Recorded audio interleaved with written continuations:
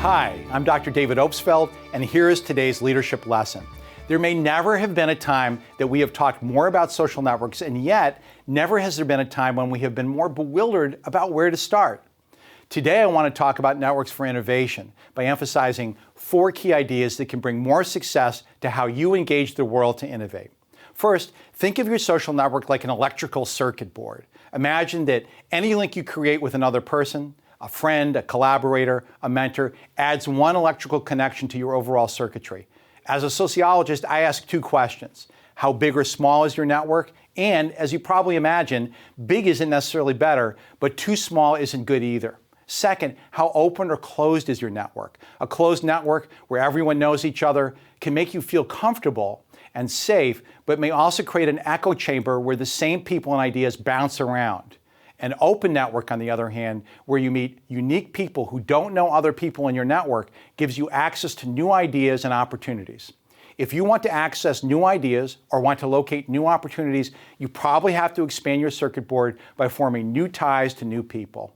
This gets us to my second point, the challenge of social networking, the thing that makes many people uncomfortable. The second point is, if you want to expand that circuit board to find new ideas and opportunities, you just have to reach out to new people. I call meeting people the game of 2s. Because meeting people can be difficult, I have 2 pieces of quick advice.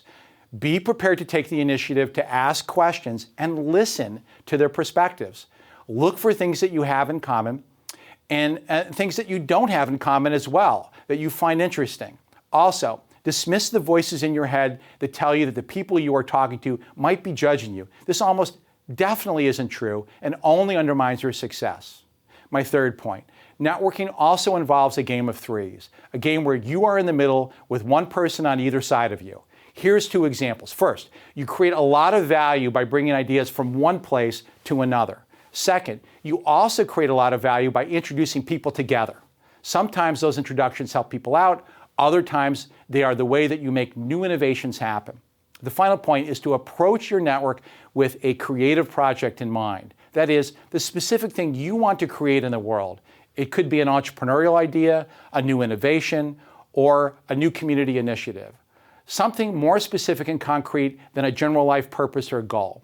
If, when you enter a networking event, you enter with your creative project in mind, the burden of networking can be substantially reduced. So in summary, think about your social network circuitry and ask, where can it be more open? To open your network circuit, reach out to new people in a game of 2s. Remember also the game of 3s to create innovation, skilled networkers, connect people in their networks. And finally, be sure to identify your creative project to reduce stress and increase meaning when you network. I'm Dr. David Obstfeld, and this has been today's leadership lesson.